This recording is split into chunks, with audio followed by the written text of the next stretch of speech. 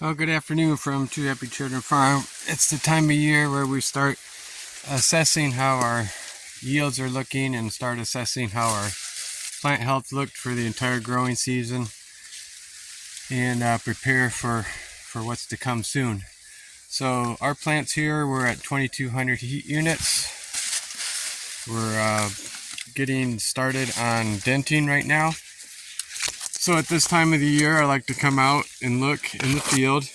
Usually this is about my 50th trip to this spot. But I like to look at the whole plant from the top to the bottom. And to get maximum yields, need the plant to be healthy from top to the bottom. There's no question about it. So this year we've done our best with getting 13 inches of rain, with the last one coming right before brown silk. But we've been 3 weeks now with no rain, and we're approaching 98 degrees today, so there's going to be pretty hard times coming for these plants.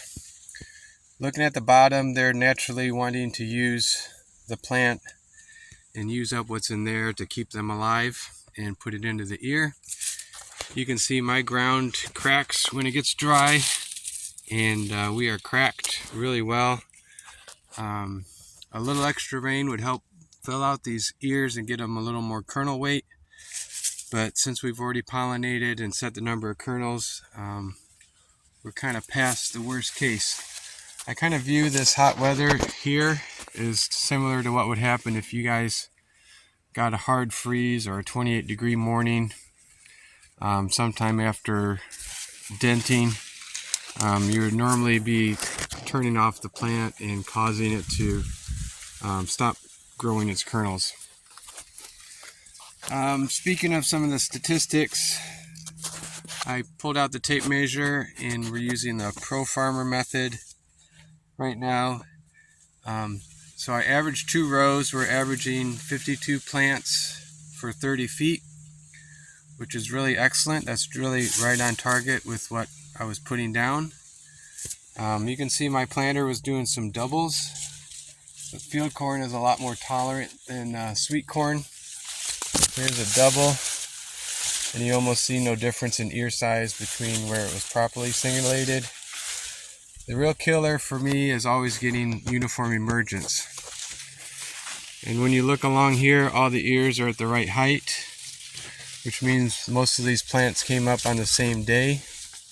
I mean, look at these 4 right in a row, all in the same day, within a few hours. So this is really where you get the biggest ears, is getting them all uniformly emerged. So I'm happy with that part. So anyways, we averaged 52 plants for 30 feet. These are 3 ears. We pull the 5th ear, the 8th ear, and the 18th ear. That's just how I've done it. Our average is 7 1/4 inches by 16 2/3 rows. So doing all the math, you multiply your count of 52 times your average length times your average rows around, divide that by 30, and we're having a 210 bushel year here in this field. I don't know if I believe that right now. We're going to have to see if these kernels hold on to any weight. Typically when we get hot, our kernel weight goes into the toilet. So I've harvested weights of 110,000 kernels per bushel. I don't want to have that this year, but we're just going to have to see. One of the things I do like to see right now is this part of the field is very green. Obviously the flyover, I think, a VT of Trivapro for a Texas farmer is worth looking at because it always gets hot. And if there's any way we reduce the stress so that these guys can still work on adding to the kernel weight during this period, it's going to be worth it. This part of the field has been well investigated. From my analysis, it's optimum on NP and K. Our tissue tests throughout the season from V5 to R1 were right at the range they were supposed to be. This phosphorus was at 0.36 and potassium was at over 2.5. So this part of the field showed excellent results for tissue testing. I'm going to take one more test now and send it in to see how the field is drawing down the nitrogen, and we'll get that back in a few days. And that'll be the last one of the year. The other thing we know is we had a pre-test, a pre-planting nitrogen, and this is where I figured out I had a 50-pound credit. And so through the year we applied 140 pounds and gave ourselves a 50-pound credit. Plants look tremendous. They're 9 feet tall, ears at 46 to 48 inches tall, and we're seeing the appropriate amount of drying at the base.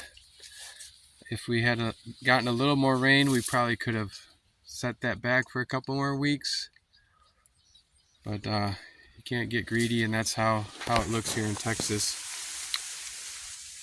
So thanks for watching, and we'll give you more data as it comes, but there's a big step getting to dent. You kind of get an idea of where you're at and where you can go. And the plants tell you the story about how they did this summer. So thanks for watching, and we'll update more later. Bye.